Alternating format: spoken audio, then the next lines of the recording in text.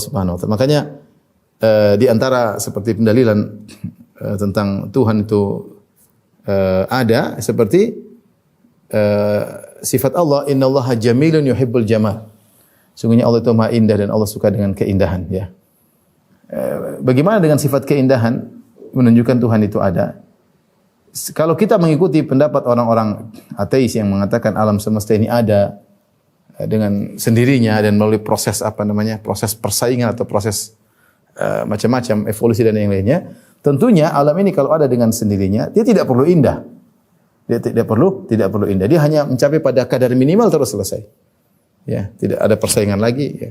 Tapi ternyata ketika Allah menciptakan alam semesta ini, Allah tidak menciptakan yang penting proses kehidupan berjalan, tidak. Tapi ternyata Allah Subhanahu berikan keindahan, ya. Manusia dengan indah, dengan ada tampan, dengan kecantikannya.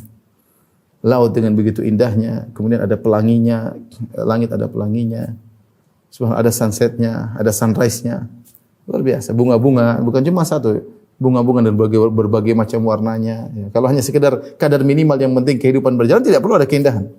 Makanya ada seorang pakar, orang yang mengatakan kalau kau ingin berdebat dengan orang ateis, debatlah mereka dengan keindahan. Ya. Bagaimana Tuhan? Ini ada Tuhan. Tuhan ketika berarti ini yang mencipta ini dia punya tujuan. Kalau terjadi dengan sendiri tanpa ada tujuan. Semua terjadi dengan sendiri tanpa ada tujuan. Ternyata sang pencipta punya tujuan. Dia bikin keindahan.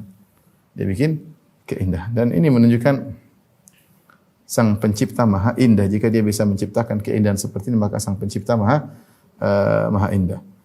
Wa fi anfusikum afala tubsirun wa sanurihim ayatina fil afaqi wa fi anfusihim. Kata Allah, sungguh kami akan menampakkan tanda-tanda kekuasaan kami pada afaq, pada cakrawala, wa fi anfusihim, dan juga pada diri mereka. Kata Allah, wa fi anfusikum afala tubsirun, dan pada diri kalian tidakkah kalian melihat? Kita aja renungkan tentang diri kita, ya.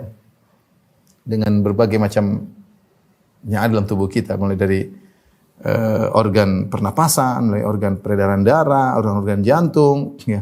Kita organ mata, subhanallah, semuanya diciptakan dengan begitu sempurna, Otak cara kerjanya luar biasa, ya. Ginjal, pankreas, semua ini luar biasa.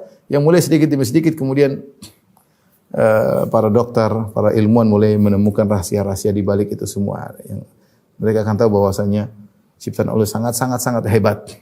Sangat hebat. Renungkan yang apa diri kalian. Ya. Bagaimana proses dan ciptaan Allah yang maha sempurna. Kalau bukan karena manusia ditakdirkan untuk kemudian hidup, kemudian beramal, kemudian meninggal dan diminta pertanggungjawaban, maka tentu Allah mungkin bisa menciptakan manusia tanpa harus mati.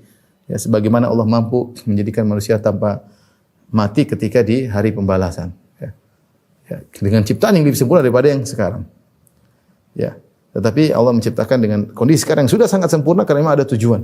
Ada mati, dibangkitkan, dimintai pertanggungjawaban. Intinya, ikhwan dan akhwat rahmatillah subhanahu wa ta'ala, pengaruh Allah, sifat-sifat Allah dalam alam semesta luar biasa, ya. Luar biasa.